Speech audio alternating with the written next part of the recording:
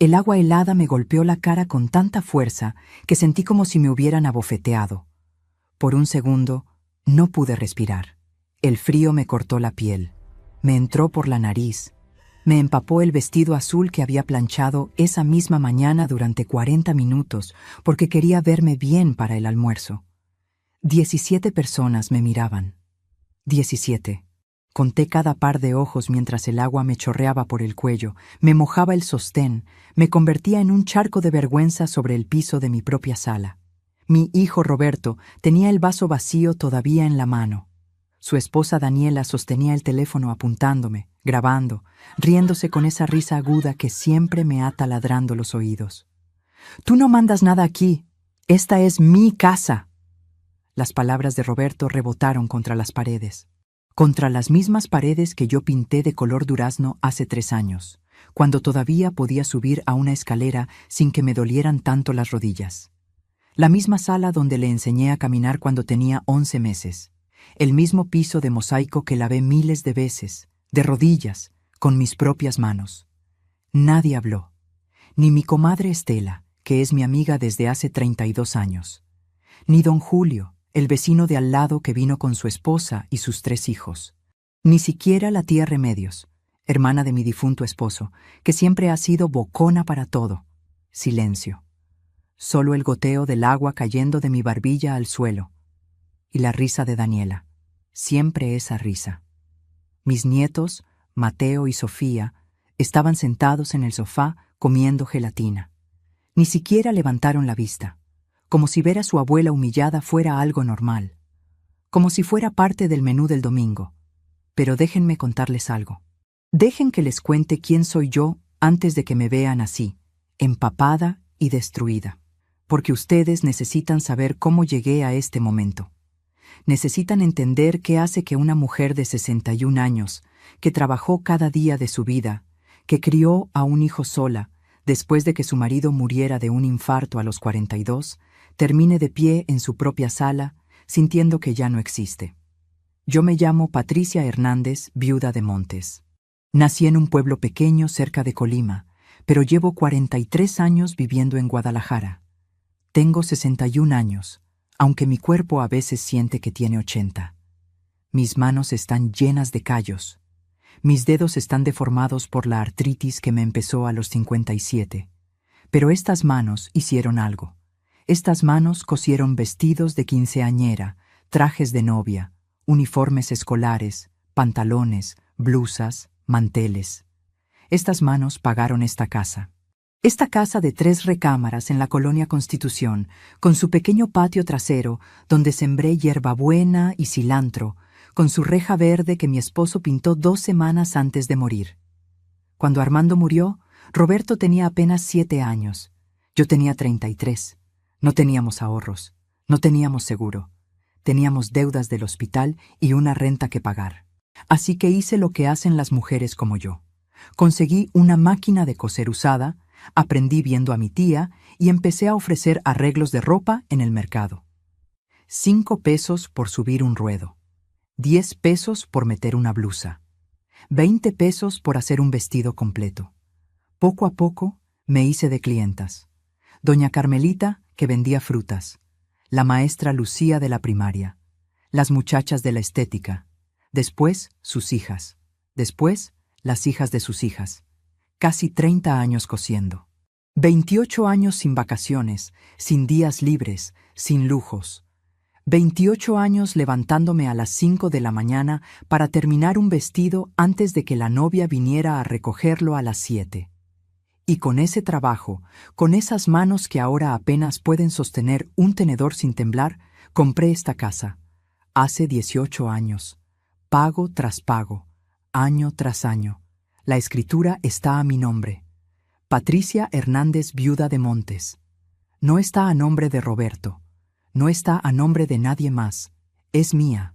Pero cuando Roberto se casó hace 9 años con Daniela, yo cometí un error. Un error que me persigue cada noche cuando cierro los ojos. Les dije que vinieran a vivir conmigo. Es una casa grande para mí sola, les dije. Así pueden ahorrar para su propio lugar, les dije. Los recién casados necesitan ayuda, les dije. Qué tonta fui. Al principio todo estaba bien. Daniela era amable, me ayudaba con la comida, jugábamos cartas los viernes por la noche. Roberto trabajaba en una refaccionaria y yo seguía cosiendo, aunque ya menos, porque la vista me empezaba a fallar y las manos me dolían. Cuando nació Mateo, yo fui quien lo cuidó los primeros 2 años mientras Daniela regresaba a trabajar en un salón de belleza. Yo le cambié los pañales. Yo me levanté las noches cuando lloraba. Yo le di sus primeras papillas. Pero algo cambió. No sé exactamente cuándo. Tal vez cuando nació Sofía. Tal vez cuando Daniela empezó a ganar más dinero con sus uñas acrílicas y sus pestañas postizas. Tal vez cuando yo cumplí 60 y mi cuerpo empezó a fallarme más seguido. De repente, ya no era mamá Patricia con cariño. Era Patricia a secas. Después era la vieja. Después era un estorbo. Patricia, no dejes tus pastillas en la mesa. Patricia, tus amigas hacen mucho ruido cuando vienen. Patricia, ¿puedes quedarte en tu cuarto? Vienen visitas. Roberto no decía nada. Nunca decía nada. Solo asentía cuando Daniela hablaba. Solo bajaba la mirada cuando yo lo enfrentaba. Es que Daniela tiene razón, mamá. Tienes que entender. Ahora somos una familia. ¿Y yo qué era? ¿Un mueble? Pero yo aguantaba. Aguantaba porque no quería pelear. Aguantaba porque eran mi familia. Aguantaba porque en el fondo tenía miedo. Miedo de quedarme sola. Miedo de terminar en un asilo. Miedo de que Roberto dejara de hablarme. Miedo de no volver a ver a mis nietos. Y ellos lo sabían. Sabían que yo tenía miedo. Y usaron ese miedo contra mí. Hace 6 meses abrí una cuenta bancaria conjunta con Roberto. Él me convenció. Mamá, es para emergencias, me dijo. Si te pasa algo, necesito poder sacar dinero para ayudarte. Yo le creí. Metí ahí mi pensión de viuda. Metí ahí los ahorros que me quedaban de mis años de costura. 53,000 pesos. No es mucho, pero era todo lo que tenía. 3 meses después, la cuenta estaba casi vacía. Daniela se había hecho un viaje a Puerto Vallarta con sus amigas. Roberto se había comprado una camioneta usada. Cuando les pregunté, me dijeron, «Es cuenta conjunta, mamá. Yo también tengo derecho». Y ahora volvemos al almuerzo del domingo. El día que me tiraron agua en la cara. Yo había cocinado desde las 6 de la mañana. Pollo en mole, arroz rojo, frijoles refritos, tortillas hechas a mano, aunque las rodillas me mataban de estar parada tanto tiempo. Había invitado a la familia, a los vecinos, a las amigas de siempre. Quería que fuera un día bonito, quería sentirme útil otra vez. Pero durante la comida, Roberto empezó a tomar cerveza tras cerveza. Y cuando toma, se pone grosero. Empezó a contar chistes vulgares. Empezó a gritar. Daniela se reía. Los invitados se ponían incómodos. Yo, en voz baja, le dije, «Hijo, baja el tono, por favor. Hay niños». Y entonces pasó. El vaso de agua, la cara empapada, las palabras, el silencio de todos. Me quedé ahí parada, goteando, sintiendo que me hundía en el piso. Mis manos temblaban. Mi corazón latía tan fuerte que pensé que me iba a dar un infarto como a Armando. Y por primera vez en mi vida, sentí que no había salida. Sentí que así iba a terminar. Humillada, invisible, muerta en vida en mi propia casa. Los invitados se fueron rápido después de eso. Nadie terminó su plato. Nadie me miró a los ojos al despedirse. Solo murmullos y puertas cerrándose. Esa noche, me encerré en el cuarto de atrás. El cuarto pequeño que antes usaba para guardar telas y que ahora era mi refugio. Me quité el vestido mojado. Me senté en el borde de la cama con las luces apagadas. Y lloré. Lloré hasta que no me quedaron lágrimas. Lloré hasta que el pecho me dolió. Lloré pensando en Armando, en lo decepcionado que estaría de ver a su hijo así. Y justo cuando pensé que nada podía empeorar, escuché la voz de Daniela del otro lado de la puerta. «Patricia, mañana nos vamos a Cancún por una semana. Te vas a quedar aquí. No hagas ruido. No invites a nadie. Y más te vale que la casa esté limpia cuando regresemos». No era una petición. Era una orden. Sentí que el mundo se me caía encima. Una semana sola, una semana encerrada, una semana siendo nadie. Y lo peor de todo es que yo creí que no tenía opción. Yo creí que ese era mi destino, pero estaba equivocada. Esa noche no pude dormir. Me quedé sentada en la cama mirando la oscuridad, escuchando los ronquidos de Roberto que venían de la recámara principal, la que fue mía y de Armando, la que ahora ellos ocupaban con su televisión de pantalla grande y su closet lleno de ropa que yo nunca podría comprarme. Y mientras estaba ahí, en ese cuarto frío que olía a humedad, empecé a recordar. A veces la memoria es cruel. Te lleva exactamente a los lugares donde más duele. Recordé el día que nació Roberto. 28 de marzo de 1990. Yo tenía 28 años. Armando estaba tan nervioso en el hospital que se desmayó cuando la enfermera le dijo que ya venía el bebé. Me acuerdo que me reí entre las contracciones. Me acuerdo del peso de Roberto en mis brazos. 3 kilos 400 gramos. Tenía los ojos cerrados y los puños apretados. Era perfecto. Es nuestro milagro, dijo Armando. Habíamos esperado 5 años para tenerlo. 5 años de doctores, de tratamientos, de decepciones cada mes. Y finalmente, ahí estaba, nuestro hijo. Los primeros años fueron difíciles, pero felices. Vivíamos en un departamento chiquito de 2 cuartos en la colonia Analco. Armando trabajaba 12 horas al día como mecánico. Yo cuidaba a Roberto y hacía arreglos de costura para ayudar con los gastos. Roberto era un niño tranquilo. Le gustaba jugar con carritos en el piso de la cocina mientras yo cosía. Le gustaba que le cantara. Su canción favorita era Cielito lindo. Todavía me acuerdo de su risita cuando llegaba a la parte de ¡ay, ay, ay, ay! Pero cuando Roberto tenía 7 años, todo se derrumbó. Armando llegó del trabajo quejándose de un dolor en el pecho. Es la comida, decía. Comí tacos demasiado picosos. Pero el dolor no se le quitaba. A las 2 de la madrugada estaba tirado en el piso de la recámara, agarrándose el pecho sin poder respirar. Llamé a la ambulancia. Roberto lloraba abrazado a mí. ¿Qué le pasa a mi papá? ¿Qué le pasa a mi papá? Armando murió en el hospital a las 4:23 de la madrugada. Infarto masivo. Tenía 42 años. El doctor me dijo que fue rápido, que no sufrió mucho. Pero yo vi sus ojos. Yo vi el miedo. Yo sostuve su mano cuando se puso fría. El funeral fue un martes. Llovió todo el día. Roberto no quiso soltar mi mano en ningún momento. En el cemitorio, cuando bajaron el ataúd, mi niño se soltó de mí y corrió. Corrió bajo la lluvia gritando, «Papá, no te vayas, papá». Tuve que correr detrás de él, abrazarlo, sostenerlo mientras pataleaba. Los dos terminamos empapados de lluvia y lágrimas, sentados en el lodo entre las tumbas. Esa noche, Roberto durmió conmigo. Tenía fiebre por haberse mojado. Le puse paños de agua tibia en la frente. Le canté «Cielito lindo» hasta que se durmió.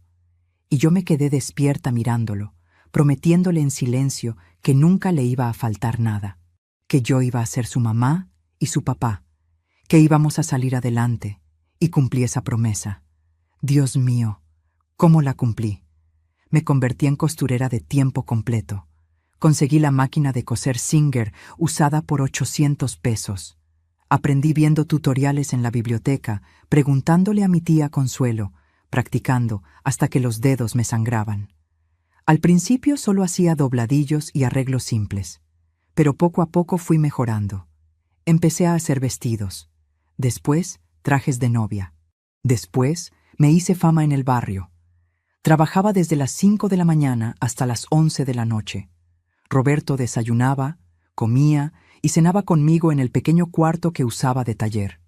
Hacía su tarea en una mesita al lado de mi máquina mientras yo cosía. A veces se quedaba dormido y yo lo cargaba a la cama. Pesaba cada vez más, pero yo lo cargaba igual. Siempre lo cargaba. Le compré su uniforme de la primaria. Le compré sus útiles escolares. Le pagué clases de fútbol porque le gustaba. Cuando tuvo gripe, falté a 3 entregas de vestidos para cuidarlo. Perdí esas clientas, pero no me importó. Mi hijo estaba primero. Ahorraba cada peso. Guardaba el dinero en una caja de galletas escondida debajo de mi cama.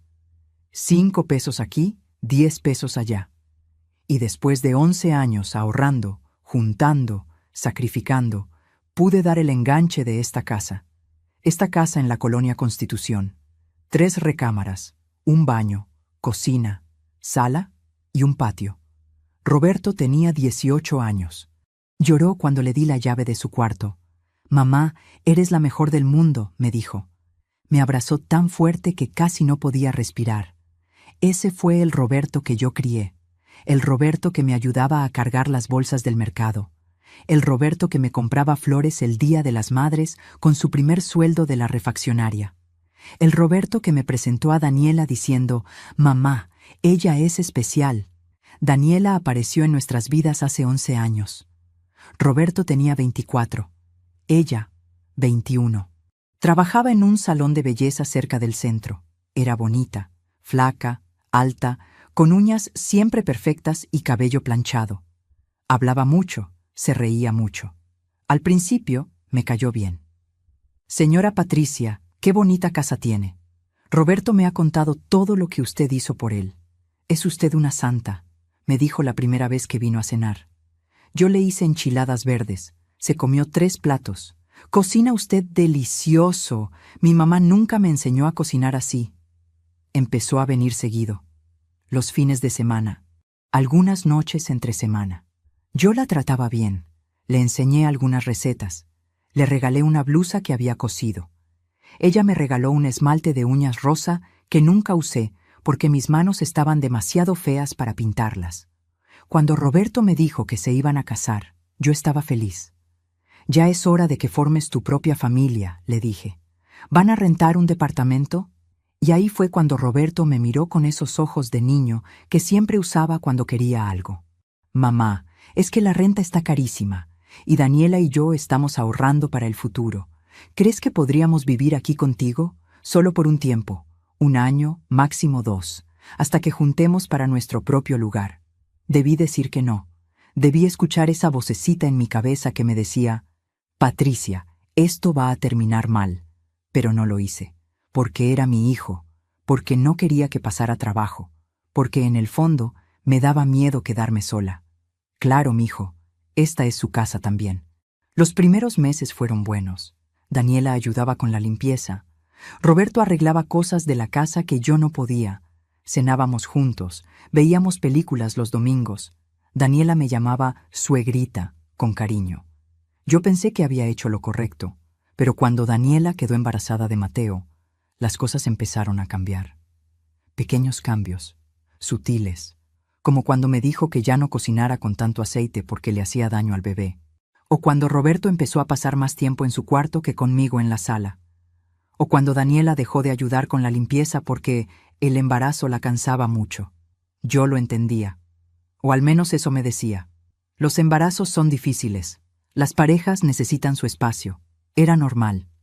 Mateo nació y yo me enamoré de él inmediatamente. Era igualito a Roberto cuando era bebé. Los mismos ojos, la misma nariz. Yo me ofrecí a cuidarlo cuando Daniela regresara al trabajo. «Así no tienen que pagar guardería», les dije. Ellos aceptaron encantados. Durante 2 años, Mateo fue mi compañía.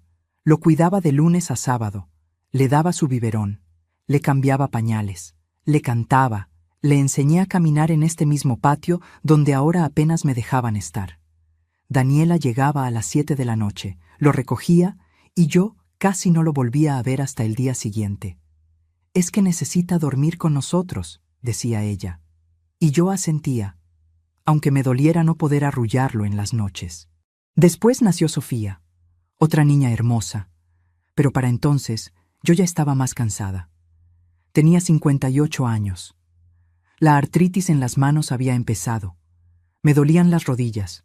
Cuidar a 2 niños pequeños era agotador, pero lo hacía, porque era mi familia, y fue ahí cuando las cosas se pusieron peores. Daniela empezó a llegar más tarde, 8 de la noche, 9, 10. Se me hizo tarde en el salón, decía, pero llegaba con olor a cerveza, con los ojos rojos. Roberto no decía nada. Solo se metía a su cuarto. Un día, Sofía se enfermó. Fiebre muy alta. Yo la llevé al doctor. Pagué la consulta, pagué las medicinas. Cuando Daniela llegó, le conté. Ella solo dijo, «Ah, gracias», y se llevó a la niña. Ni siquiera me preguntó cuánto había gastado. Empezaron a pedir dinero. «Mamá, ¿me prestas 500 pesos? Te los pago la semana que entra». Pero nunca me pagaban. «Mamá, necesitamos 2,000 para la inscripción de Mateo». «Mamá, se descompuso la camioneta». «Mamá, necesitamos para el cumpleaños de Sofía». Y yo daba, siempre daba, porque tenía miedo de que se enojaran. Tenía miedo de que se fueran y me dejaran sola. Tenía miedo de no volver a ver a mis nietos, pero mientras yo daba, ellos tomaban más. Se quedaron con la recámara principal. Yo me pasé al cuarto de atrás. «Es que necesitamos más espacio para los niños», dijeron. Empezaron a hacer fiestas sin avisarme. Llenaban la casa de gente desconocida que dejaba todo sucio. Daniela empezó a hablarme mal. «Patricia, ya no hagas tanto ruido con la máquina de coser. Nos despierta». Tuve que dejar de trabajar de noche. Perdí clientas. Roberto cambió. El niño que yo había criado se convirtió en un extraño. Ya no me abrazaba. Ya no me preguntaba cómo estaba. Solo me hablaba cuando necesitaba algo. Y cuando yo intentaba hablar con él, me decía, «Mamá, ya no empieces. Daniela tiene razón.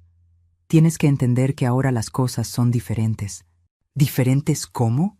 ¿Diferentes porque ahora yo era un estorbo en mi propia casa? Hubo señales, tantas señales que ignoré. Como cuando Daniela le gritó a Mateo, «No te juntes con la vieja, te va a llenar la cabeza de tonterías». Como cuando Roberto sacó dinero de mi cartera sin pedirlo. Como cuando encontré mensajes en el teléfono de Daniela hablando con sus amigas. Ya me tiene harta la suegra. Pero no nos podemos ir todavía. La casa es buena y no pagamos renta. Debí enfrentarlos.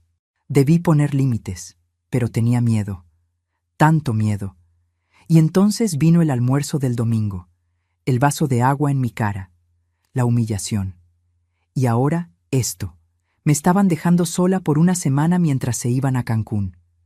El lunes por la mañana los vi empacar. Maletas grandes, ropa de playa, sombreros. Mateo y Sofía corrían emocionados. «¡Vamos a la playa! ¡Vamos a la playa!». Roberto metió las maletas en la camioneta. Daniela se pintaba los labios frente al espejo de la entrada. «Patricia, ya sabes, te quedas aquí, no salgas, no abras a nadie, volvemos el domingo», dijo Daniela sin siquiera mirarme.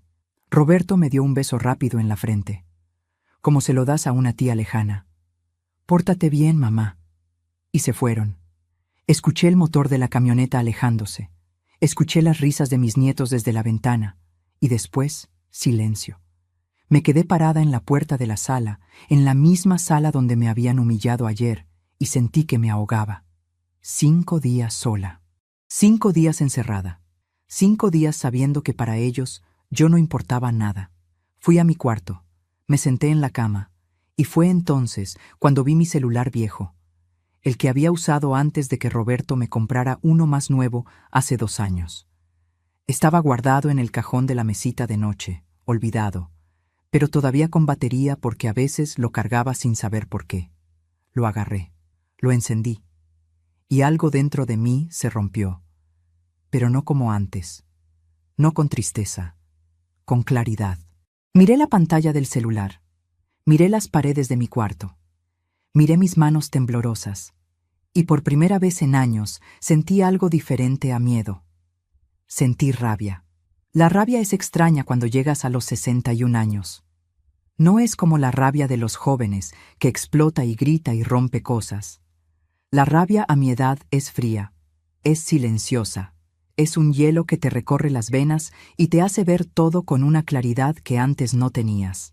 Me senté en esa cama con el celular viejo en las manos y empecé a pensar.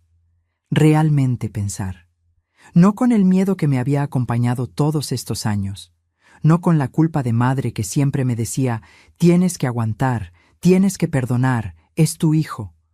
Sino con la mente clara de alguien que finalmente entiende que está siendo destruida. Ellos se habían ido a Cancún, a un resort todo incluido. ¿De dónde habían sacado el dinero? Roberto ganaba 9,000 pesos al mes en la refaccionaria. Daniela ganaba tal vez 7,000 en el salón. Conmigo viviendo aquí no pagaban renta, no pagaban luz, no pagaban agua, no pagaban gas. Yo cocinaba, yo limpiaba, yo cuidaba a sus hijos. Y aún así, nunca tenían dinero. Pero sí tenían para Cancún, para un viaje de 5 días con 2 niños. Eso costaba mínimo 30,000 pesos, tal vez 40.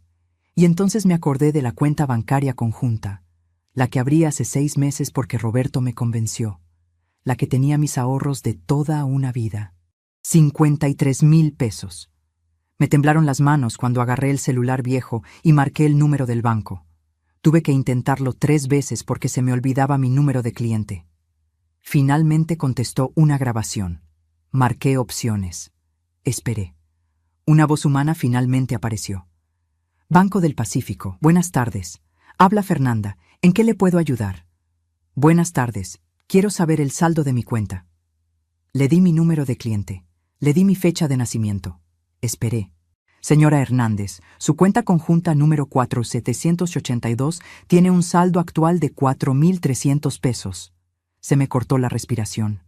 4,300 pesos, de 53,000 en 6 meses. ¿Puede decirme cuáles fueron los últimos movimientos? Fernanda empezó a leer. Retiro de 10,000 pesos en marzo. Retiro de 8,000 en abril. Retiro de 12,000 en mayo. Pago de tarjeta de crédito, 6,000 pesos. Transferencia a otra cuenta, 9,000. Y la última. Retiro de 5,000 pesos hace 3 días. El viernes, un día después del almuerzo. Un día después de que me tiraran agua en la cara. ¿Necesita algo más, señora? No podía hablar. Tenía un nudo en la garganta tan grande que me ahogaba. Señora, ¿se encuentra bien? Sí, logré decir. Gracias. Y colgué. Me quedé ahí sentada viendo el celular. 4,300 pesos. Eso era lo que me quedaba de 40 años de trabajo, de levantarme a las 5 de la mañana, de coser hasta que los dedos me sangraban, de saltarme comidas para ahorrar, de no comprarme ropa nueva en 10 años, de no ir nunca al doctor aunque me doliera todo el cuerpo porque las consultas estaban caras. 4,300 pesos, y ellos estaban en Cancún. Algo se rompió dentro de mí en ese momento. No fue dramático, no grité, no lloré, no tiré el celular. Fue como si una puerta que había estado cerrada toda mi vida se abriera de golpe y me dejara ver la verdad.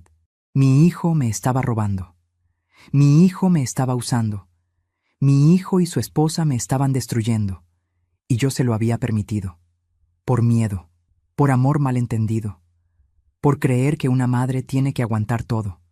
Pero se acabó. Me levanté de la cama. Me dolían las rodillas, pero no me importó.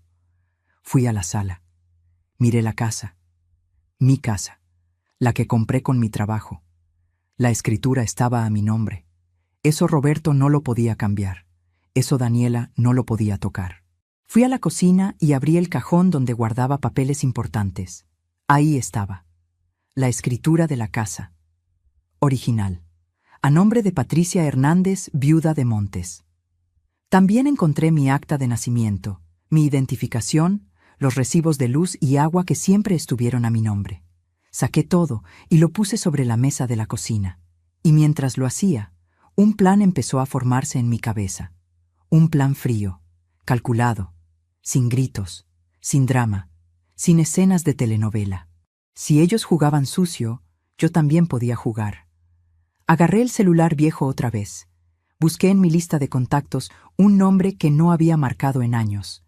Licenciado Gustavo Rentería.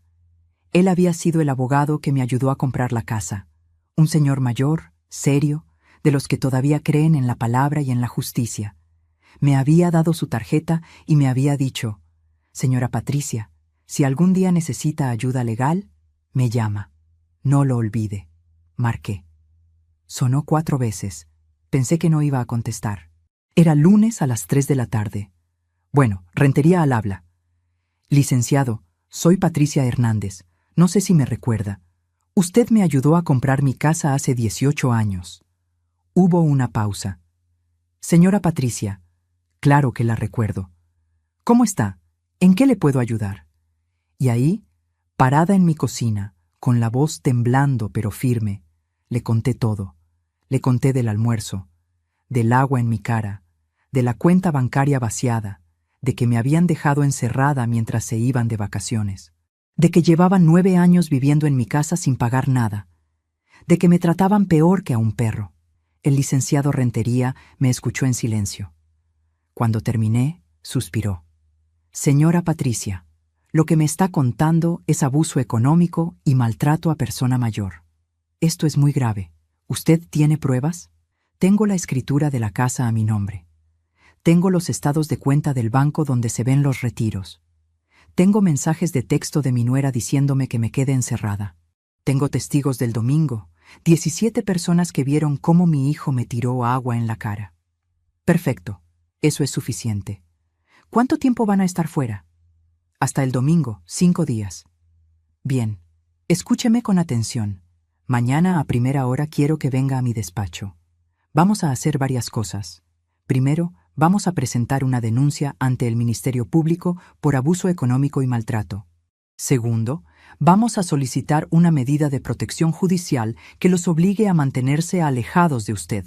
Tercero, vamos a bloquear esa cuenta bancaria conjunta para que no puedan sacar más dinero. Y cuarto, como la casa está a su nombre, vamos a iniciar un proceso de desalojo legal. Desalojo. La palabra me golpeó. Desalojar a mi hijo, a mis nietos. Licenciado, yo no sé si...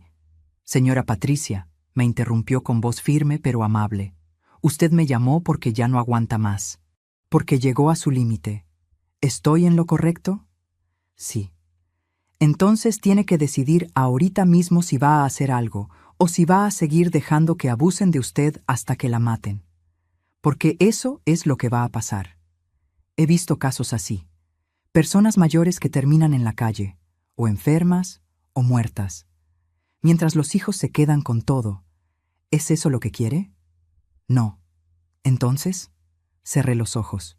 Vi a Roberto bebé en mis brazos. Vi a Roberto niño corriendo bajo la lluvia en el funeral de su papá. Vi a Roberto adolescente abrazándome cuando le di la llave de esta casa. Pero después vi a Roberto adulto tirándome agua en la cara. Vi a Roberto vaciando mi cuenta bancaria. Vi a Roberto dejándome encerrada como a un animal. Entonces voy a su despacho mañana. ¿A qué hora? A las 9 de la mañana. Traiga todos los documentos que tenga. Escrituras, estados de cuenta, mensajes, todo. Y señora Patricia, una cosa más. ¿Tiene a dónde ir si las cosas se ponen difíciles? Esta es mi casa, licenciado. Yo no me voy a ningún lado. Me gusta su actitud. Nos vemos mañana.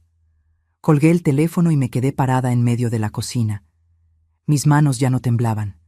Mi corazón latía fuerte, pero no de miedo, de algo diferente, de determinación. Pasé el resto del lunes organizando papeles. Imprimí los estados de cuenta del banco en el ciber de la esquina. Le pagué 5 pesos a un muchacho para que me ayudara, porque yo no sé usar bien las computadoras. Guardé los mensajes de texto de Daniela en el celular. Escribí una lista de los testigos del domingo con sus nombres y teléfonos. Esa noche casi no dormí. No por miedo, sino porque mi cabeza no paraba de pensar, de planear, de imaginar lo que vendría. El martes a las 8 de la mañana ya estaba lista. Me puse mi mejor vestido, el azul marino que había cosido hace 5 años para una boda. Me peiné. Me puse los aretes de perla que Armando me regaló en nuestro 10º aniversario. Me miré en el espejo del baño y casi no me reconocí, porque la mujer que me miraba ya no era la Patricia asustada. Ya no era la Patricia que aguantaba todo.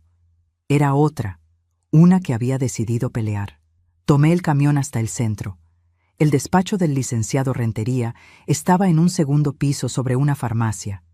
Subí las escaleras despacio porque las rodillas me dolían, pero subí. Toqué la puerta. Adelante. El licenciado Rentería era como lo recordaba. Pelo cano, lentes gruesos, traje café, corbata verde. Me recibió con un apretón de manos firme. Señora Patricia, siéntese, vamos a trabajar. Y trabajamos. Durante 3 horas revisamos cada papel, cada documento, cada mensaje. El licenciado tomaba notas, hacía preguntas, llamó a un colega, llamó al Ministerio Público, llamó al juzgado familiar. A las 12 del día, me miró por encima de sus lentes. Señora Patricia, tenemos un caso sólido, muy sólido. Voy a presentar todo hoy mismo. Para el jueves deberíamos tener la medida de protección. Y para cuando ellos regresen el domingo, ya tendremos la orden de desalojo temporal. ¿Qué significa desalojo temporal? Significa que la autoridad les va a ordenar que salgan de la casa mientras se resuelve el caso completo. Si ellos demuestran que pueden tratarla bien y llegar a un acuerdo, tal vez puedan regresar. Pero si no, la casa queda solo para usted. Es suya de todas formas. Sentí un peso en el pecho. ¿Y mis nietos? El licenciado suspiró. Los nietos van con sus padres, señora, pero usted puede solicitar régimen de visitas. Lo importante ahorita es protegerla a usted. Asentí. Sabía que iba a doler, pero también sabía que no había otra opción. Hágalo, licenciado. Una cosa más. Necesitamos cambiar las cerraduras de su casa antes de que regresen. ¿Tiene con quién? Conozco a un cerrajero del barrio. Don Chema, es de confianza. Perfecto. Que vaya el sábado. Y el domingo, cuando ellos lleguen, usted no abre la puerta. Deja que sea la autoridad quien les notifique. Salí del despacho a la 1 de la tarde. El sol pegaba fuerte. La calle estaba llena de gente. Pero yo me sentía rara, ligera, como si me hubiera quitado un peso de encima que llevaba cargando años. Regresé a casa. Comí un poco de frijoles con tortillas. Y después hice algo que no había hecho en meses. Me senté en el sillón de la sala, el sillón principal, el que Daniela siempre ocupaba. Me senté ahí y prendí la televisión. Y por primera vez en mucho tiempo respiré tranquila. Los siguientes días fueron raros. La casa estaba en silencio. Yo limpiaba. Cocinaba solo para mí. Dormía mejor. El jueves en la tarde, el licenciado me llamó. Ya salió la medida de protección. Y ya bloqueamos la cuenta conjunta. Su hijo no va a poder sacar ni un peso más. El sábado vino don Chema, el cerrajero. Un señor gordito de 65 años que me conocía desde hace 20. Doña Pati, ¿está segura de esto? Más segura que nunca, don Chema. Cambió las 3 cerraduras. La de la puerta principal, la de la puerta trasera, la del portón. Me dio 6 juegos de llaves nuevas. El domingo llegó, el día que ellos regresaban. Me levanté temprano, me bañé, me vestí y esperé. A las 4 de la tarde escuché la camioneta estacionarse afuera. Escuché las voces de Mateo y Sofía. Escuché los pasos en la entrada. Escuché la llave entrando en la cerradura. Pero la puerta no abrió. Escuché la llave rascando el metal. 1 vez, 2 veces, 3. El sonido era áspero, irritante, como uñas sobre pizarrón. Y después la voz de Roberto, confundida, con ese tono de quien no entiende qué está pasando. ¿Qué onda? La llave no entra bien. ¿Está trabada o algo? «Déjame intentar a mí», dijo Daniela con impaciencia. Más rascado de metal contra metal, más intentos fallidos. El sonido se repetía una y otra vez, y después un golpe fuerte en la puerta que hizo vibrar el marco. «Mamá, abre la puerta. La cerradura está trabada. ¿Me oyes?» Yo estaba sentada en el sillón de la sala, a 3 metros de la puerta. Podía ver sus sombras moviéndose a través de la cortina delgada de la ventana. Podía escuchar a los niños preguntando con vocecitas confundidas: «¿Por qué no abrimos, papá?» Mi corazón latía fuerte, como tambor en mi pecho, pero no me moví. Ni un centímetro. Más golpes, más fuertes, más desesperados. «Mamá, Patricia, abre. Sé que estás ahí». Silencio de mi parte. Solo respiraba, despacio, profundo, contando cada respiración como me había enseñado una amiga hace años para calmar los nervios. «¡Ay, no me digas que la vieja se murió ahí adentro!», gritó Daniela. No sonaba preocupada. Para nada. Sonaba molesta, irritada, como cuando se te descompone el carro justo cuando tienes prisa y tienes que llegar a algún lado importante. «Mamá, si estás ahí, abre ahorita mismo. No estoy para juegos. Estamos cansados del viaje». Pero yo no estaba jugando. Por primera vez en años, yo estaba completamente seria, más seria de lo que había estado en mi vida. Los golpes continuaron por 10 minutos largos, interminables. Roberto empezó a patear la puerta con furia. Escuché a los vecinos asomarse, puertas abriéndose, pasos en los patios. Doña Carmela de la casa de al lado salió a su jardín haciéndose la que regaba las plantas. Don Julio abrió su ventana de par en par. Las cortinas se movían en todas las casas de la calle. Todos querían ver el espectáculo. «Roberto, rompe la maldita puerta de una vez», gritó Daniela histérica. «No puedo. Es de metal. Está reforzada. Necesito herramientas, un martillo o algo. Pues ve por las herramientas a la camioneta. ¿Qué esperas?» Escuché a Roberto bajar corriendo las escaleras de la entrada. Sus pasos sonaban pesados, desesperados. Escuché cajuelas abriéndose. Metal contra metal. Y justo en ese momento, justo cuando Roberto regresaba con lo que sonaba como un martillo o una palanca, escuché otra cosa. Una patrulla. La sirena sonando a lo lejos, acercándose. El licenciado Rentería había coordinado todo perfectamente, como un relojero suizo. Había hablado con la policía municipal y con un oficial de justicia.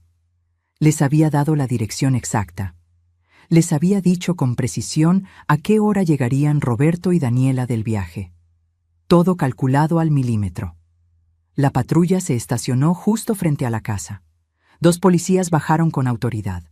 Un hombre alto y fornido y una mujer de cara seria. Y detrás de ellos, un señor mayor con traje gris impecable que cargaba un portafolio de cuero viejo. El oficial de justicia. «Buenas tardes. ¿El señor Roberto Montes?» Escuché el silencio de Roberto. El tipo de silencio que se hace cuando te agarran desprevenido, cuando no entiendes qué está pasando. «Sí, soy yo. ¿Qué pasa, oficial? ¿Hay algún problema?» «Tengo una orden judicial que notificarle. ¿Es usted hijo de la señora Patricia Hernández, viuda de Montes, propietaria legal de este inmueble?» «Sí, pero no entiendo qué tiene que ver eso con...» «Señor Montes, tengo aquí una medida de protección emitida por el Juzgado Familiar Tercero del Estado de Jalisco. Se le ordena mantener una distancia mínima de 50 metros de la señora Patricia Hernández.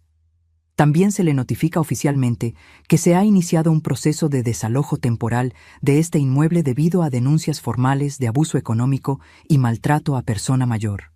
El silencio que siguió fue tan denso, tan pesado, que podía sentirlo a través de la puerta de metal. «¿Qué?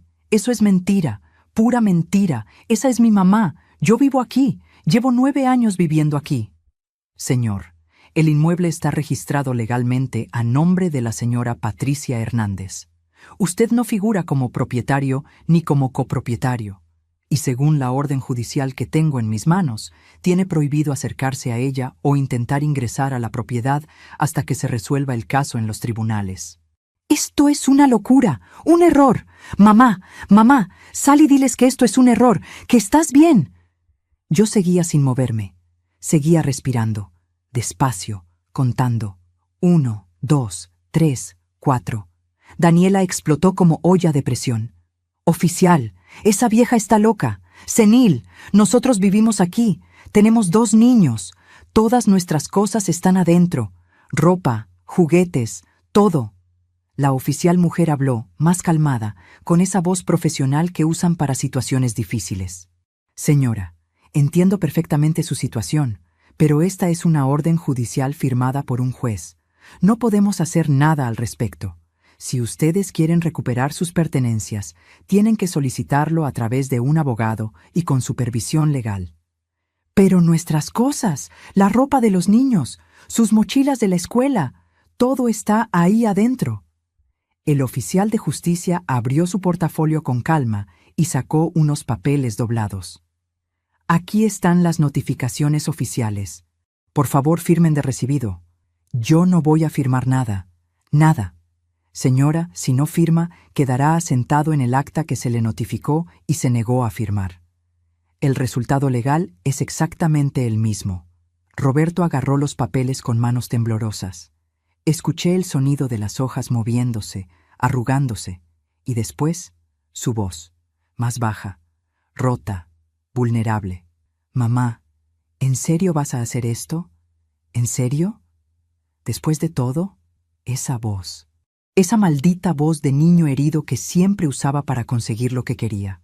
La misma voz que usó cuando quería un juguete nuevo y yo no tenía dinero. La misma voz que usó cuando quería que lo dejara quedarse a vivir en mi casa solo unos meses. Pero ya no funcionaba. No más. Señor Montes, le voy a pedir respetuosamente que se retire de la propiedad, dijo el policía con firmeza. Si no lo hace de manera voluntaria, vamos a tener que arrestarlo por desacato a una orden judicial. Pero no tenemos a dónde ir, no tenemos nada. Eso no es mi problema, señor, ni es mi jurisdicción. Retírense, por favor. Los vecinos ahora estaban afuera, todos, sin disimulo. Doña Carmela con sus brazos cruzados, don Julio con su bastón, la familia Márquez completa en su porche, los López con su bebé en brazos, doña Estela que había venido corriendo desde 2 calles más abajo porque alguien le avisó por teléfono. 20, 30 personas mirando, cuchicheando entre ellos, algunos grabando con sus celulares levantados. Daniela vio a toda la gente y se puso histérica, completamente fuera de sí. ¿Qué miran? Métanse en sus malditos asuntos, bola de chismosos. Pero nadie se movió, nadie se fue. Todos querían ver, porque todos habían escuchado los rumores durante años. Todos sabían cómo me trataban, los gritos, las humillaciones, y ahora todos veían las consecuencias. Roberto intentó una vez más. Mamá, por favor, sé que estás ahí. Sé que estás escuchando cada palabra. Vamos a hablar, como adultos, como gente civilizada. Abre la puerta. Mi mano se movió hacia la perilla. Casi abro. Porque es mi hijo. Porque lo cargué 9 meses en mi vientre. Porque le di todo lo que tuve. Porque es mi sangre. Pero entonces recordé el agua en mi cara. Recordé mi cuenta bancaria vacía. Recordé las palabras, tú no mandas nada aquí, vieja. Y mi mano se detuvo en el aire. Se congeló. Señor Montes, última advertencia. No habrá otra. Escuché pasos arrastrándose. Escuché a Sofía llorando con esa voz de niña asustada. ¿Por qué no entramos a la casa, papi? Quiero mi muñeca. Tengo sueño. Ahorita no podemos, mi amor. Ahorita no podemos. Pero pronto, te lo prometo. Escuché las puertas de la camioneta abriéndose con ese sonido metálico. Escuché el motor arrancando con un rugido. Y escuché la camioneta alejándose lentamente, como una derrota. Los policías y el oficial de justicia se quedaron unos minutos más, hablando con algunos vecinos, respondiendo preguntas, tomando notas. Y después tocaron a mi puerta. 3 toques suaves, respetuosos. Señora Patricia, somos los oficiales. Ya se retiraron del lugar. Puede abrir con toda confianza. Abrí la puerta despacio. La oficial mujer me sonrió con calidez. ¿Está usted bien, señora? ¿Necesita algo? Sí, oficial. Estoy bien. Gracias por venir. Aquí tiene copia de las notificaciones. Guárdelas bien. Si ellos intentan regresar o contactarla de cualquier forma, nos llama inmediatamente a este número. ¿De acuerdo? De acuerdo. Se fueron en la patrulla. Y yo me quedé en la puerta viendo la calle, viendo a los vecinos que todavía estaban ahí, agrupados, murmurando. Doña Carmela se acercó con pasos lentos. Doña Pati, ¿es cierto lo que dijeron los policías? ¿Roberto la estaba maltratando? ¿De verdad? Y ahí, frente a todos, bajo el sol de la tarde, dije la verdad. Sí, Carmela. Sí me maltrataba. Mucho. El murmullo se extendió como ola. Las cabezas asintieron. Algunos me miraron con lástima, otros con admiración. Doña Estela se acercó y me abrazó fuerte. Ya era hora de que pusiera un alto, comadre. Ya era más que hora. Esa noche no dormí bien. No porque tuviera miedo, sino porque mi teléfono nuevo, el que Roberto me había dado hace meses, no paraba de sonar. Llamada tras llamada. Mensaje tras mensaje. La pantalla se iluminaba cada 5 minutos. Mamá, contesta. Mamá, por favor, no seas así. Los niños están llorando por ti. No tenemos dónde quedarnos. Esto es tu culpa. Todo. Y después, cuando vio que yo no contestaba ninguno, los mensajes cambiaron de tono completamente. Eres una malagradecida. Después de todo lo que hice por ti, te vas a morir sola, completamente sola. Nunca vas a volver a ver a tus nietos. Ojalá te dé un infarto como a mi papá. Ojalá. Cada mensaje era una puñalada en el corazón. Pero no contesté ninguno. Ni uno solo. Los guardé. Todos. Cada palabra. Porque el licenciado me había dicho que todo, absolutamente todo, servía como evidencia. El lunes en la mañana, Roberto apareció afuera de la casa. Yo lo vi desde la ventana de mi cuarto, escondida detrás de la cortina. Estaba parado del otro lado de la calle, respetando los 50 metros que ordenaba la medida judicial. Se veía desaliñado, sucio. Traía la misma ropa del domingo. Tenía ojeras profundas. Se quedó ahí parado 2 horas completas, solo mirando la casa, como estatua. Algunos vecinos pasaban y lo miraban raro, con desconfianza. Él bajaba la cabeza avergonzado. A mediodía se fue caminando despacio. El martes volvió, esta vez con Daniela. Ella gritaba desde la acera de enfrente, sin importarle quién escuchara. Patricia, esto es ridículo, absurdo, somos familia, deja de hacerte la víctima, todos sabemos que estás bien. Don Julio salió de su casa con el bastón en mano. Señora, déjela en paz o llamo a la policía. Ahora mismo. ¡Tú cállate, viejo metiche de porquería! Don Julio sacó su celular y marcó sin dudar. A los 10 minutos llegó una patrulla. Les recordaron la orden judicial. Les advirtieron que la próxima vez habría arresto. Se fueron furiosos. El miércoles, Roberto fue solo otra vez. Pero esta vez tocó a mi puerta. Suave, casi tímido. Yo no abrí, pero lo escuché hablar a través de la madera gruesa. Mamá, sé que la regué. Sé que te traté mal, muy mal. Pero no merezco esto. No merezco vivir en la calle. Somos familia. Tú me criaste para perdonar. ¿Ya no te acuerdas de eso? Esas palabras me dolieron más que todas las anteriores. Porque era cierto. Yo lo había criado para perdonar, para ser bueno, para ser familia, para cuidarnos entre nosotros. Pero él no había aprendido nada de eso. Nada. Abrí la puerta. Solo una rendija. Lo suficiente para verlo a los ojos hinchados. Se veía destruido, flaco, ojeroso, sucio. Olía mal. ¿Dónde están durmiendo?, pregunté con voz neutral. En la camioneta, en un estacionamiento público del centro. Sentí una punzada en el pecho, dolor físico. ¿Y los niños? Están con la mamá de Daniela. No quiso recibirnos a nosotros, solo a ellos. Dice que somos unos irresponsables. Silencio pesado. Nos quedamos viéndonos a través de esa rendija angosta. Mamá, dame una oportunidad, una sola. Déjanos regresar. Te prometo por Dios que todo va a cambiar. Roberto, ¿te acuerdas del almuerzo del domingo? ¿Te acuerdas del vaso de agua que me tiraste en la cara? Bajó la mirada al piso. Estaba borracho. No pensé lo que hacía. Pensaste perfecto.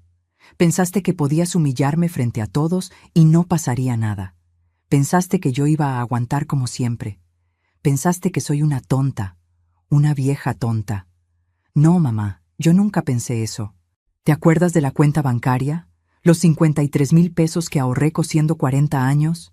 40 años, Roberto, ¿dónde están? Silencio incómodo. Respóndeme. ¿Dónde está mi dinero? Lo usamos, para cosas de la casa, para los niños, para gastos, para Cancún, para tu camioneta nueva, para las borracheras de Daniela en el salón. Mamá, yo te lo iba a reponer, lo juro, poco a poco. Tengo 61 años, Roberto. 61 años. Mis manos ya no funcionan bien. Ya no puedo trabajar largas jornadas. Ese dinero era todo lo que me quedaba para cuando me enferme, para cuando ya no pueda valerme por mí misma. Y tú me lo quitaste todo.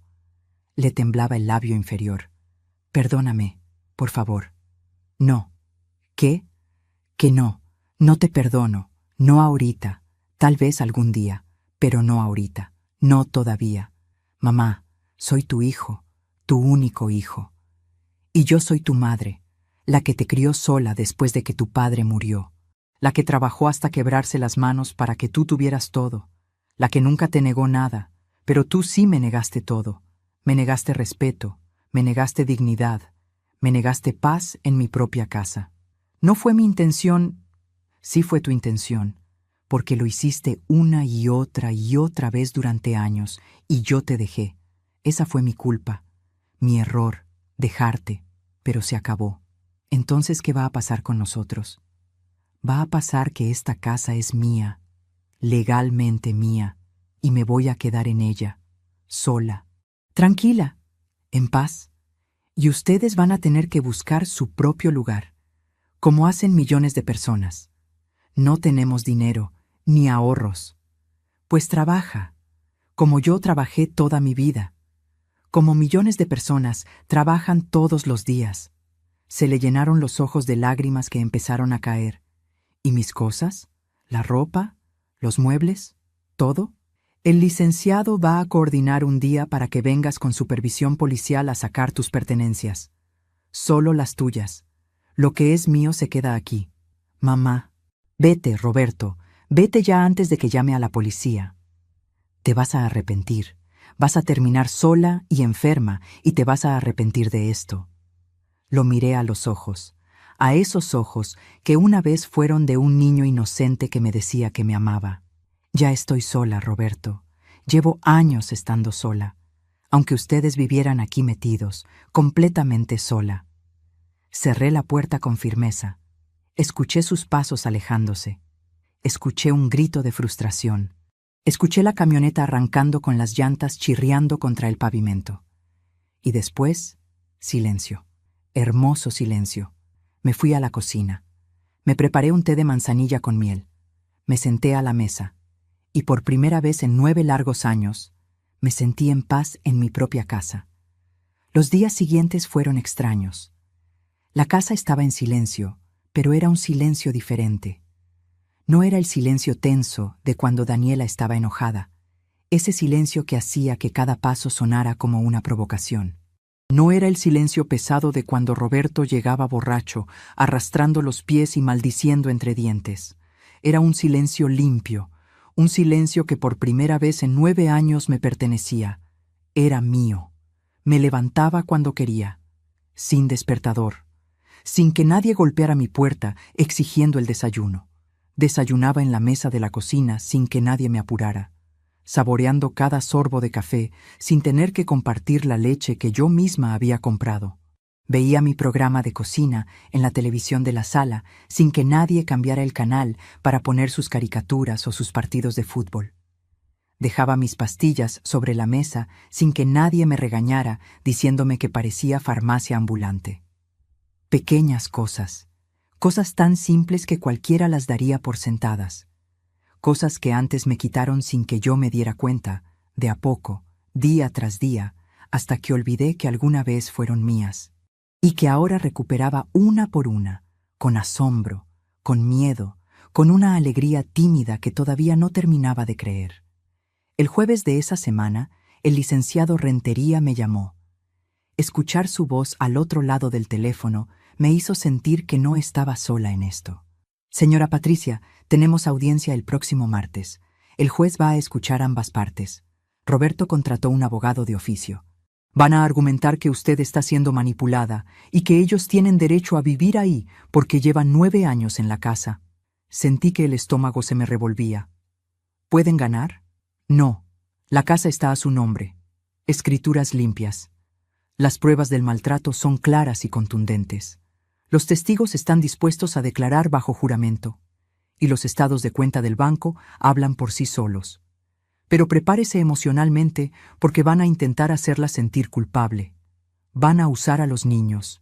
Van a decir que es usted una mala abuela, una abuela cruel y sin corazón. Tragué saliva. Ya me lo han dicho. ¿Y cómo se siente con eso? Me quedé callada un momento. Miré por la ventana de la cocina. Un gorrión se bañaba en el charco del patio. Algo tan simple, tan libre. Me duele mucho, pero sé que estoy haciendo lo correcto. Perfecto. Esa claridad es lo que necesita. Nos vemos el martes a las 10 de la mañana en el juzgado. No llegue tarde. El viernes pasó algo que no esperaba, algo que me hizo llorar, pero de las lágrimas buenas. Doña Estela vino a visitarme con otras 3 amigas del barrio. Traían un pastel de 3 leches y una garrafa de café recién hecho. Comadre, venimos a acompañarla, para que no se sienta sola en esto. Nos sentamos en la sala, la misma sala donde me humillaron, la misma sala donde Roberto me tiró el agua, pero ahora estaba llena de risas y de conversación, de voces de mujeres que sabían lo que era sobrevivir. Doña Estela me contó chismes del mercado sobre la verdulera que estaba coqueteando con el carnicero. Lupita habló de sus nietos con ese orgullo de abuela que conocía tan bien. Carmen se quejó de su diabetes y de cómo su doctor le había prohibido los refrescos. Y yo, por primera vez en años, me sentí parte de algo otra vez, parte de una comunidad, parte del mundo. Doña Pati, todas sabíamos que ese muchacho la trataba mal, dijo Lupita mirándome con ojos tristes. Pero usted nunca decía nada. Nosotras no queríamos meternos. Pensábamos que si no se quejaba era porque estaba bien, o porque así lo había elegido. Bajé la mirada. No estaba bien, pero tenía vergüenza y miedo. Miedo de que me dijeran que era mi culpa, que yo lo había malcriado. Ya no tiene por qué tener miedo, dijo Carmen agarrándome la mano con fuerza. Aquí estamos nosotras. Somos viejas, sí, pero ruidosas. Si ese muchacho se atreve a molestarla, nos va a oír. Todas nos reímos. Y fue la primera risa genuina que había tenido en meses. Una risa sin miedo, sin culpa. El sábado, el licenciado coordinó con la policía para que Roberto pudiera entrar a la casa a sacar sus pertenencias, lo que la ley llamaba retiro de bienes personales. Vinieron 2 patrullas, el oficial de justicia con su portafolios y su cara seria, el licenciado, y Roberto con Daniela. Yo me quedé en mi cuarto. No quería verlos. No todavía. Todavía no tenía esa fuerza. Escuchaba sus pasos por la casa. Escuchaba cajones abriéndose de golpe. Escuchaba muebles arrastrándose por el piso que yo misma había lavado 1000 veces. Daniela hablaba en voz alta, a propósito para que yo escuchara, para lastimarme. Mira nada más, nos corrió de nuestra propia casa, después de todo lo que hicimos por ella. Malagradecida, vieja malagradecida. El licenciado habló firme, con esa voz de autoridad que tanto necesitaba escuchar. Señora, le pido que guarde silencio o vamos a tener que pedirle que se retire sin sus pertenencias. Silencio de Daniela. Más ruidos, más pasos, más golpes. Duraron 3 horas. Sacaron ropa, zapatos, juguetes de los niños que estaban regados por toda la casa, algunos muebles que habían comprado ellos con mi dinero. Cuando terminaron, el oficial tocó a la puerta de mi cuarto con los nudillos. Señora Patricia, ya se retiraron. Puede salir con tranquilidad. Salí. La casa se veía vacía en algunas partes. Faltaba el librero de la sala que nunca me gustó. Faltaba la televisión grande de la recámara principal que Roberto había comprado sin consultarme. Faltaban los juguetes regados por todos lados, pero se sentía más amplia, se sentía respirable, como si la casa misma suspirara aliviada. Fui a la recámara principal, mi recámara, la que había cedido hace 9 años pensando que era temporal, la que nunca recuperé. Estaba vacía. Habían dejado las paredes sucias, con manchas de humedad y descuido. Había marcas de crayones en una esquina que nadie limpió nunca. El closet tenía ropa tirada que no se llevaron porque ya no les servía. Pero era mía otra vez. Me senté en el piso de esa recámara vacía y lloré. Lloré sin contenerme. Pero no de tristeza, de alivio, de liberación. El martes llegó la audiencia. Me puse mi vestido azul marino otra vez, el mismo que usé cuando fui a la delegación, como un uniforme de batalla. Me peiné con cuidado frente al espejo. Quería verme digna. El licenciado pasó por mí en su carro.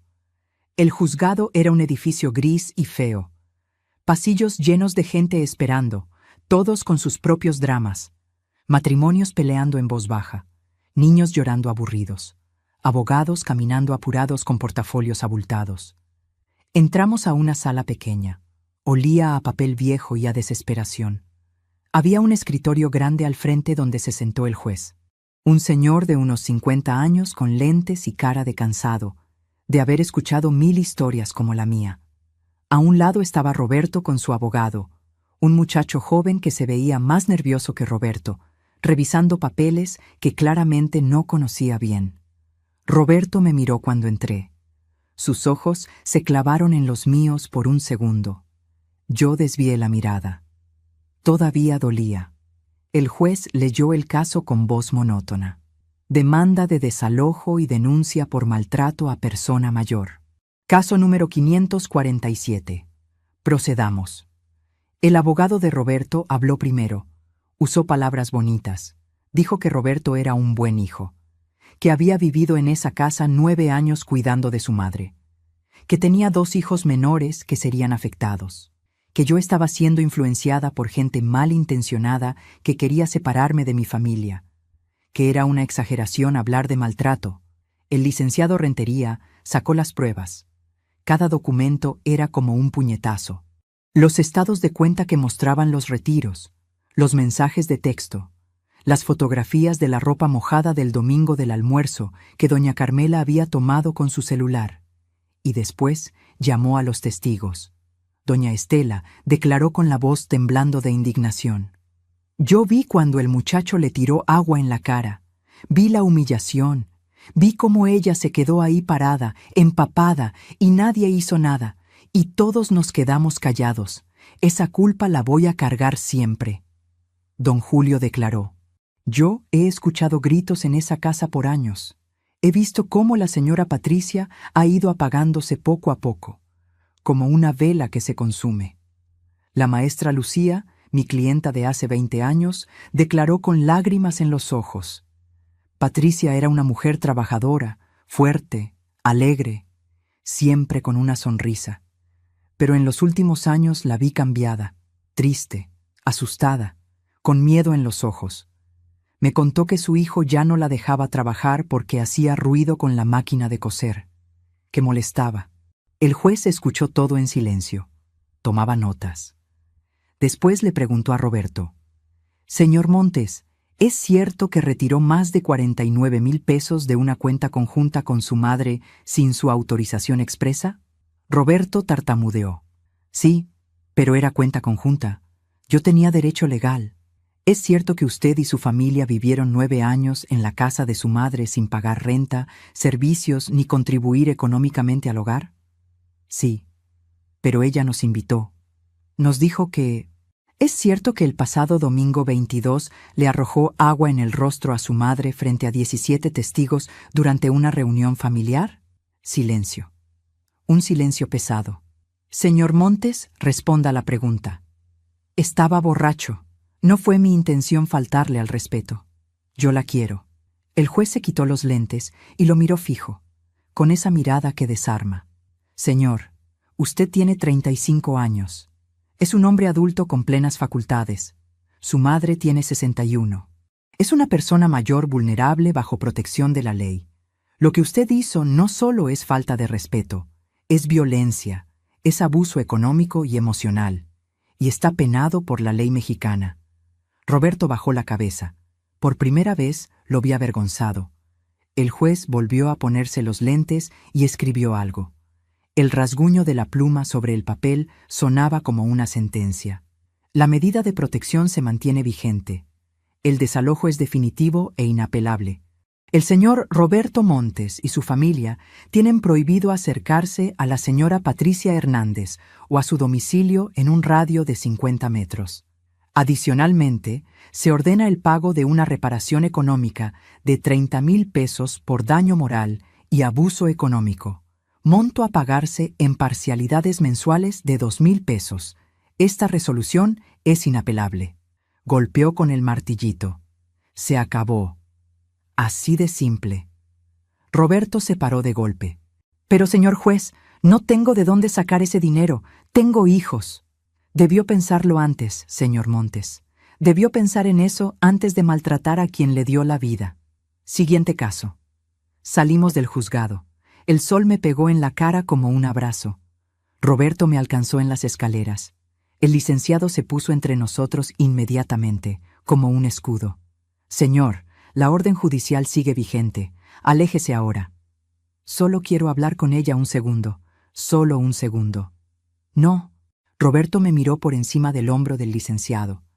Tenía los ojos rojos, tal vez de rabia, tal vez de vergüenza. Mamá, ¿estás feliz? ¿Es esto lo que querías?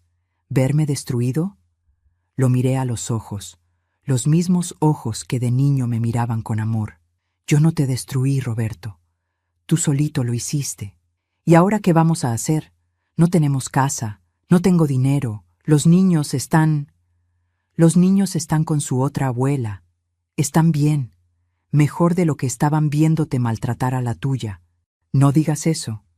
Es verdad, Mateo y Sofía estaban aprendiendo que está bien humillar a los viejos, que está bien robar, que está bien faltar al respeto. ¿Eso es lo que querías enseñarles? Se le quebró la voz. No. Pues entonces aprende. Aprende a trabajar. Aprende a valorar lo que tienes. Y tal vez algún día podamos hablar. Pero no ahorita. Ahorita no. Me di la vuelta y me fui con el licenciado. Caminé sin voltear atrás. Las semanas siguientes fueron de adaptación. Volví a mi recámara principal. Limpié todo con mis propias manos, aunque me dolieran. Pinté las paredes de un amarillo suave que siempre me había gustado, el color del sol de la mañana. Puse cortinas nuevas que cosí yo misma en mi máquina, aunque me dolieron las manos 3 días después. Valió la pena. Compré un colchón nuevo con parte del dinero que quedaba en la cuenta bancaria. Un colchón solo para mí. Doña Estela me ayudó a reorganizar la cocina, acomodando las ollas por tamaño. Lupita me regaló plantas para el patio, geranios rojos y una bugambilia. Carmen me enseñó a usar YouTube en el celular para ver tutoriales de tejido y recetas. Poco a poco, la casa se fue llenando de nuevo, pero ahora se llenaba de cosas mías, de mi paz, de mi aire, de mi vida. Un día, 6 semanas después de la audiencia, doña Carmela tocó a mi puerta con cara de preocupación. Doña Patti, afuera está su hijo. Dice que quiere hablar con usted. Está solo. No viene Daniela. Se ve diferente. Salí a la entrada. Roberto estaba del otro lado de la calle, respetando los 50 metros que ordenó el juez. Pero doña Carmela tenía razón. Se veía diferente. Más flaco, demacrado, con ropa de trabajo sucia y rasgada, con las manos manchadas de grasa negra. Me crucé la calle. Me paré a 2 metros de él. Suficiente distancia para sentirme segura. ¿Qué quieres? Vengo a traer el primer pago. Sacó un sobre amarillo arrugado del bolsillo. Son 2,000 pesos, como ordenó el juez. Lo agarré. Conté el dinero. Eran puros billetes de 50 y 100. Arrugados, viejos, gastados. ¿Dónde estás trabajando? En un taller mecánico, 12 horas al día, lunes a sábado, a veces domingo. ¿Y Daniela? Sigue en el salón de belleza. Rentamos un cuarto en la colonia Artesanos. Chico, sin ventanas. Los niños duermen con nosotros en la misma cama. No dije nada. Solo escuché. Mamá, yo vengo también a pedirte perdón. Lo miré a los ojos. Los mismos ojos de cuando era niño y me pedía que lo cargara. No estoy lista para perdonarte, Roberto. Todavía no. Lo sé, pero igual quería decírtelo. Tienes razón en todo. Te traté horrible, te robé tu dinero, te humillé, y no hay excusa, no hay justificación posible. Asentí. No, no la hay. Los niños preguntan por ti, todo el tiempo. Se me apretó el pecho como una mano estrujando. ¿Cómo están? Confundidos. No entienden por qué no pueden venir a verte. Mateo dice que te extraña, que extraña tus tortillas hechas a mano. Se me llenaron los ojos de lágrimas, pero no las dejé caer. No todavía. Algún día, cuando tú cambies de verdad, no solo de palabra, podemos hablar de que vean a su abuela. Pero no ahorita. Ahorita no. Entiendo. Nos quedamos ahí parados, 2 metros de distancia que se sentían como kilómetros, como un abismo. ¿Estás bien, mamá? ¿Necesitas algo? ¿Dinero para algo? Estoy bien, mejor de lo que he estado en años, asintió despacio. Me alegro, de verdad me alegro. Se dio la vuelta para irse, pero se detuvo a medio camino. Mamá, hay algo más que tienes que saber. Daniela y yo nos vamos a separar. Me sorprendió. ¿Por qué? Porque ella no cambió. Sigue echándote la culpa de todo. Sigue hablando mal de ti frente a los niños. Y yo finalmente entendí que no puedo estar con alguien que me hizo ser cruel con mi propia madre, con la mujer que me dio la vida.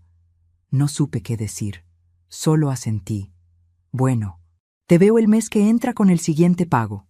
Se fue caminando, despacio, con los hombros caídos, y yo me quedé ahí con el sobre de dinero en la mano, sintiendo el peso de todo. Esa noche conté los billetes otra vez, 2,000 pesos exactos. Los guardé en una caja nueva que había comprado, una caja metálica con llave, solo mía. Y después hice algo que no había hecho en meses. Saqué mi máquina de coser del rincón donde la habían arrinconado. La limpié con cuidado. Le puse aceite en cada engrane.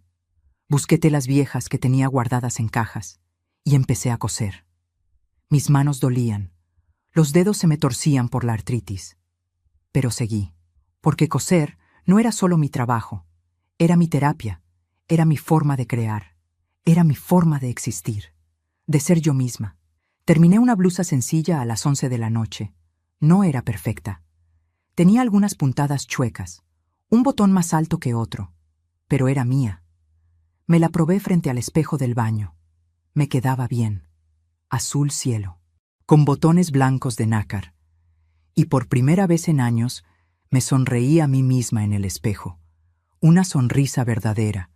Han pasado 8 meses desde la audiencia, 8 meses desde que recuperé mi casa, mi vida, mi dignidad.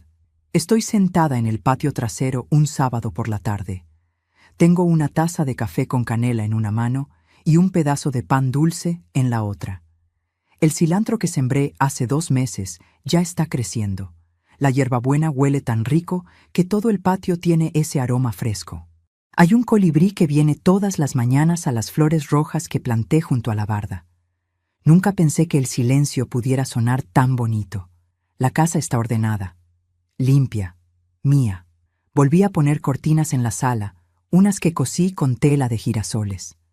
Coloqué mis fotografías en las paredes, la de mi boda con Armando, la de Roberto bebé, la de cuando me gané el 2º lugar en el concurso de costura del mercado hace 15 años. Todas ahí, recordándome quién soy, quién siempre he sido. He vuelto a coser. No mucho, porque las manos ya no me dan para trabajar 8 horas como antes. Pero hago arreglos sencillos para las vecinas, un dobladillo aquí, una blusa allá. Hace 3 semanas, la sobrina de doña Estela me encargó el vestido de su graduación. Me tardé 2 semanas en terminarlo, pero quedó hermoso. Color vino con encaje en las mangas. La muchacha lloró cuando se lo probó. Me pagó 800 pesos y me abrazó tan fuerte que me sacó el aire. Señora Patricia, usted tiene manos de ángel, me dijo. Manos de ángel. Qué bonito se escucha eso después de años de sentir que mis manos no valían nada. Con el dinero que Roberto me paga cada mes, más lo que saco cosiendo, me alcanza bien. No es mucho, pero es suficiente. Compro mi comida, pago mis servicios. Me compré una licuadora nueva porque la vieja ya no funcionaba. Me compré un par de zapatos cómodos para cuando voy al mercado. Y el mes pasado hice algo que nunca pensé que haría. Me fui 2 días a Colima a visitar a mi prima Refugio. 2 días fuera de Guadalajara, sola. En el camión de pasajeros, con una maletita pequeña que empaqué yo misma. Me sentí como una muchacha otra vez, libre, ligera. Refugio no podía creerlo cuando me vio bajar del camión. «Patricia, pensé que no ibas a venir». Me abrazó y olía a tortillas recién hechas. Me quedé en su casa. Dormí en un cuarto con olor a lavanda. Comimos pozole. Nos desvelamos platicando de cuando éramos niñas. Y lloré. Lloré contándole todo. Ella me agarró la mano y me dijo algo que nunca voy a olvidar. «Prima, los hijos que Dios nos da son bendiciones. Pero cuando esas bendiciones se vuelven maldiciones, hay que saber poner un alto Y tú lo pusiste. Eso te hace valiente, no mala madre. Valiente. Nunca me había visto así, pero tal vez tenía razón. Roberto viene cada mes a dejar el dinero. Ya no llega en camioneta. Llega caminando o en camión. Siempre puntual, siempre con un sobre arrugado, siempre con las manos sucias de grasa del taller. Hablamos poco. Yo le pregunto cómo está. Él me dice que trabajando duro. Le pregunto por los niños. Me dice que están en la escuela, que van bien. Le pregunto por Daniela. Me dice que ya firmaron el divorcio hace 4 meses. Ella se fue a vivir con un novio nuevo a Monterrey. Dejó a los niños con Roberto. ¿Y cómo le haces con ellos?, le pregunté hace 2 meses. Mi jefa del taller me deja llevarlos. Hacen la tarea en una mesita que puse en la oficina. Cuando salgo, los recojo y nos vamos al cuarto. Cenamos quesadillas o frijoles. Los baño. Les leo un cuento. Y se duermen. Lo imaginé. A Roberto haciendo lo que yo hice durante años. Malabareando trabajo y niños. Cansancio y responsabilidad. Y sentí algo raro. No lástima, sino reconocimiento. ¿Es difícil?, le pregunté. Me miró a los ojos, y por primera vez en años vi a mi hijo de verdad. Muchísimo, mamá. No sé cómo tú lo hiciste sola todos esos años. Yo tengo 35 y ya me siento acabado. Tú lo empezaste a los 33 y nunca te quejaste. No dije nada, solo asentí. Hace 3 semanas Roberto llegó diferente, más nervioso. Traía el sobre de siempre, pero también algo más. Una cajita de cartón. Esto es para ti, me dijo. La abrí. Adentro había un rosario, uno bonito, de cuentas azules, con una cruz plateada. Me acordé que el tuyo se rompió hace años. Vi este en el mercado y pensé en ti. Se me hizo un nudo en la garganta. Gracias. Mamá, yo sé que no he ganado tu perdón. Sé que tal vez nunca lo gane. Pero quiero que sepas que estoy tratando. De verdad estoy tratando de ser mejor. Lo miré. Ese hombre flaco, cansado, con las manos llenas de callos, y vi un poco del niño que fue, del niño que me abrazaba después de que su papá murió, del niño que me decía, mamá, eres la mejor del mundo. Lo sé, Roberto, lo veo. Se le llenaron los ojos de lágrimas. ¿Crees que algún día Mateo y Sofía puedan venir a verte? Respiré hondo. Había pensado en eso todos los días durante 8 meses. Extrañaba a mis nietos. Extrañaba la risa de Sofía. Extrañaba las preguntas de Mateo. Pero también tenía miedo. Miedo de volver a ser usada. Miedo de que las cosas regresaran a como eran antes. Tal vez pronto, le dije, pero con reglas claras. Las que tú digas, mamá. Las que tú digas. Y hoy, este sábado por la tarde, mientras tomo mi café en el patio, suena el timbre. No espero a nadie. Me levanto despacio, porque las rodillas me duelen cuando he estado sentada mucho tiempo, y voy a la puerta. Es Roberto. Pero no está solo. Mateo y Sofía están con él. Se me para el corazón. Mateo ha crecido. Está más alto. Ya perdió 2 dientes de enfrente. Sofía tiene el pelo más largo, amarrado en 2 colitas desparejas que seguro Roberto intentó hacer. Mamá, sé que no hablamos de esto, dice Roberto nervioso, pero los niños me han estado rogando por meses. Solo quieren saludarte. 5 minutos, te lo prometo. Mateo me mira con esos ojos grandes. Abuela, ¿ya no nos quieres? Se me rompe el alma. Claro que los quiero, mi amor. Siempre los he querido. Entonces, ¿por qué no podemos venir a verte? Miro a Roberto. Él tiene la cabeza baja, avergonzado, porque a veces las personas grandes se portan mal y necesitan tiempo para aprender a portarse bien otra vez. ¿Mi papá se portó mal contigo?, pregunta Mateo. Sí. ¿Y ya aprendió? Miro a Roberto. Él me mira de vuelta, esperando. Está aprendiendo, digo finalmente. Poco a poco. Sofía se suelta de la mano de Roberto y corre hacia mí. Me abraza las piernas. Te extraño, abuela. Extraño tus tortillas. Extraño cuando me cantabas. Me agacho como puedo y la abrazo. Huele a jabón de bebé y a galletas. Me abraza el cuello tan fuerte que casi me ahoga. Mateo también se acerca, más tímido, pero me abraza también. Y ahí, en la entrada de mi casa, con mis 2 nietos abrazados a mí, me pongo a llorar. Pero no de tristeza, de algo que no sé explicar. Algo entre dolor y felicidad. Roberto se queda a un lado, viéndonos. También está llorando. Pasen, les digo finalmente. Pero solo un ratito. Entramos. Mateo y Sofía corren a la sala y se quedan parados viendo todo. Se ve diferente, dice Mateo, porque ahora es la casa de su abuela, dice Roberto. Y cuando estás en casa de alguien más, te portas con respeto. ¿Entendido? Sí, papá. Les doy galletas Marías con leche. Se sientan en el sillón juntos, comiendo despacio, mirando todo con curiosidad. Les pregunto de la escuela. Mateo me cuenta que ya sabe leer mejor. Sofía me dice que aprendió a brincar la cuerda. Nos quedamos 1 hora. No 5 minutos, 1 hora completa. Roberto no dice mucho, solo nos mira. Y cuando finalmente se tienen que ir, Mateo me pregunta, «Abuela, ¿podemos regresar?» Miro a Roberto. Él espera mi respuesta sin presionar. «Sí», digo. «Pueden regresar, pero con las reglas de la abuela. ¿De acuerdo?» «De acuerdo». Los despido en la puerta. Les doy un beso a cada uno. Roberto me da las gracias con la voz quebrada. Cuando se van, cierro la puerta y me recargo contra ella. Y sonrío. Porque esto que acabo de vivir, solo fue posible porque puse límites. Porque dije basta. Porque recuperé mi dignidad. Y ahora quiero decirte algo a ti. Sí, a ti que estás escuchando esto. Tal vez eres una mujer mayor como yo. Tal vez eres un hombre que está pasando por algo parecido. Tal vez tus hijos te tratan mal. Tal vez te usan. Tal vez te hacen sentir que eres un estorbo. Tal vez crees que tienes que aguantar porque son tu familia, porque es tu obligación, porque ya estás viejo y no tienes opciones. Pero sí las tienes. Nunca es tarde para poner límites. Nunca es tarde para decir basta.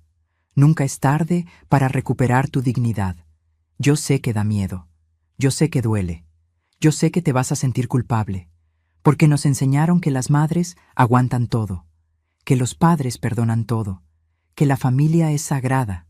Y sí, la familia es importante, pero tú también eres importante. Tu paz también es importante. Tu salud también es importante. Tu vida también es importante. No dejes que nadie, ni siquiera tus hijos, te quite tu dignidad. No dejes que te roben. No dejes que te humillen. No dejes que te hagan sentir invisible en tu propia casa. Y si ya estás viviendo eso, busca ayuda. Habla con alguien, un abogado, un vecino, un amigo, la policía, quien sea. Pero no te quedes callado, porque tu vida todavía vale, aunque tengas 60, 70, 80 años, aunque tus manos tiemblen, aunque tus rodillas duelan, aunque te sientas cansado. Tu vida todavía vale. Yo recuperé la mía a los 61 años, y si yo pude, tú también puedes. Así que te pido un favor. Si esta historia te tocó el corazón, si sentiste que estaba hablando de ti, déjame un me gusta. Comparte este video con alguien que lo necesite. Suscríbete al canal para que podamos seguir contando historias como esta, y si te animas, cuéntame tu historia en los comentarios. A veces escribirlo ayuda. Y tal vez tu historia le dé fuerza a alguien más. Porque no estás solo. Somos muchos los que hemos pasado por esto. Y juntos somos más fuertes. Me llamo Patricia Hernández Viuda de Montes. Tengo 61 años. Y esta es mi historia de cómo recuperé mi vida. Y tú también puedes recuperar la tuya.